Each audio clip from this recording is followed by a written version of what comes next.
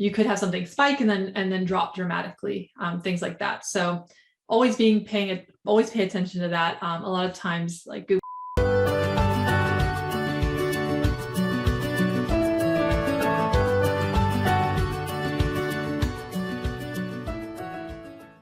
Okay. Is everyone having a good day? I cannot believe it's almost May. That's one of the first things I'm thinking about is it's the end of April already, and we're basically in May, which is then summer is right around the corner. So I am going to go ahead and share my screen. Awesome. Yes, happy May to you too as well.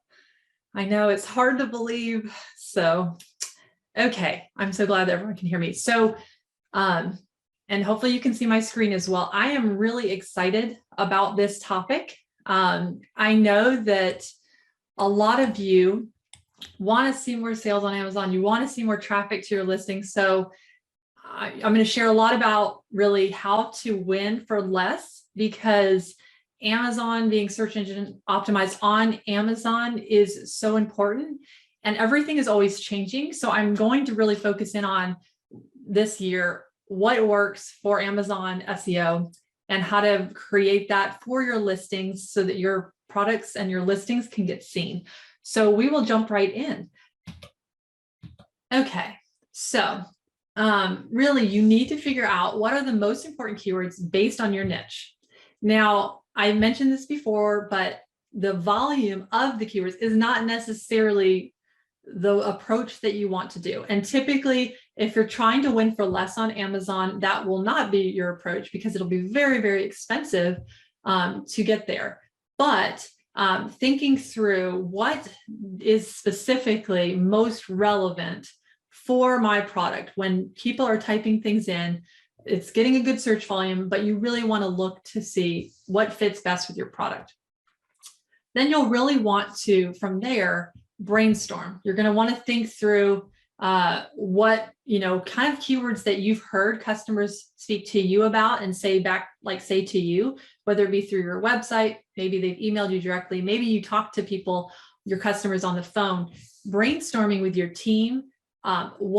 What's the language that people use to describe our product? What are words they say? Look at the reviews. If you're not as sure on your website or customer feedback, looking at your Amazon product reviews that are already there is another place to figure out how are people describing your product. Another place that you would want to do is to look at the Amazon's search bar. So you can start typing things in. You'll notice a lot of auto fill happens within Amazon. Kind of look down that list if you need to kind of generate more ideas of what kind of keywords you're trying to go after. And then when you click on that, does your listing appear? And then if so, is it on the first page? A lot of times you don't want to have to be going through pages 2, 3, 4, and beyond for sure to see where it lands. But you will want to know a starting point, and that's kind of more in the planning process of knowing your before to then knowing your goal and your end point. But those are a few things that you'll want to do. So then you'll also want to set that listing up. So after you've figured out what keywords are most important to target, after you've brainstormed additional ideas of those things that people are searching that's relevant, then you'll want to really work on setting up your listing so that it converts on those keywords. So you're going to want to, the ones that you really want to target are usually going to be higher up in the listing. So when you think about the top, left kind of area, top right, if you're on desktop, what are people, that title, what are they seeing? And if you really want to focus in heavily on something, you'll most likely want in the title. And then the other place after that is going to be the bullets. And then another place is the product description. Now, if you have A+ content because you're brand registered, I want you to make a note to check your listings that already have that A+.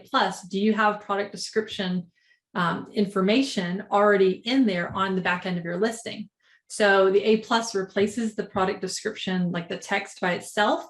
However, Amazon themselves have said that product description text actually does help with ranking for search terms. So you want to use up all the places that Amazon allows. And that's one that a lot of people don't realize that can be used, or they have, and I think I'm trying to remember, 1,500 to 2,000 characters. I don't have it right in front of me. That's the limit typically for the product description. That's a lot more than you get on your title, obviously, and more on the bullets. But the most important ones, like I said, do put those higher up, like on that title. Other places too, in your listing, you're going to look at the back end, right? Those are going to be more for like misspellings and things like that.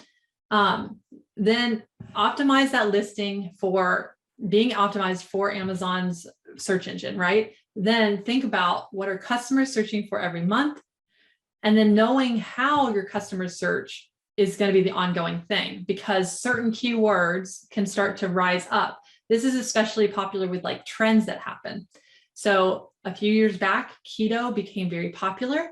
So if your product would be classified as keto, because remember, you want it to be relevant. If it's not true, don't put it in there just to get shown. But if it was, then you would want to make sure that that was added in. And if you had not been paying attention or updating your listing, you would have missed out on that huge opportunity for a lot of people starting to search for the food with keto that are keto friendly, things like that. And if you didn't have that, you would be missing out on those searches, and that was getting a high search volume. So apply that to your product as well. Are there things that are happening around that people are now very interested in, and incorporating that into your listing is important to do. And like I said, how they search every month changes too. And that's a lot of times with trends and things like that, and just even what they're searching. So you could have something spike and then drop dramatically, things like that. So always pay attention to that. A lot of times like Google keywords and trends are helpful to look into as well. And then this kind of seems basic, but it's so foundational. You have to have a great product and provide great customer service along with that. So you could have all of the keywords that you need in your listing, but if your product is not, if there's too many problems with the product and they haven't been fixed, that is something that really does need to be revisited. You need to have it updated, a version 2.0 kind of thing going on, because really it's hard to sell and to rank if your product is just not delivering of what customers expect. And paying attention to those product reviews, kind of with the social proofing that I mentioned earlier. What is it exactly that people are frustrated with or not happy about? Is this something that can get fixed? And if so, how can you fix that to give them a better experience? Maybe it's a lack of instructions of how to use your product. Have you thought about adding a product insert with a QR code so that people can scan and understand exactly how to use your product? That could fill a learning gap, that maybe you have that video on your listing, but when people physically receive your product from in the mail, they open it up. A lot of times they're not going back to the listing to look at the video, right? They're looking at what's in that package. So it may be adding an insert where they can scan it on their phone and then watch how to use this, because if they don't know how to use it properly, then there could be negative reviews because of that, or there could be returns because of that. So just really providing that great service. If you're using Fulfilled by Amazon, and I love it, and I hope you are taking advantage of it if you can, then you'll want to make sure that you're servicing them as well as you can. You have to be careful about certain things. Remember, you cannot ask them to remove a negative review. If you've given them a refund, say, hey, we've applied a refund. If you can please remove your negative review, that would be great. Be careful. That is very much so against Amazon's terms of service. They have it's no longer a gray area. It's against their terms of service. So make sure that you're not doing anything that's against what Amazon's policies say, but definitely just provide that great service from start to finish. And then track your results. So this is where you want to know, for this keyword that you think is very, very important, that you're seeing a solid search volume on, you're going to want to say, where's our starting point? Maybe you're on page 5, result number 3.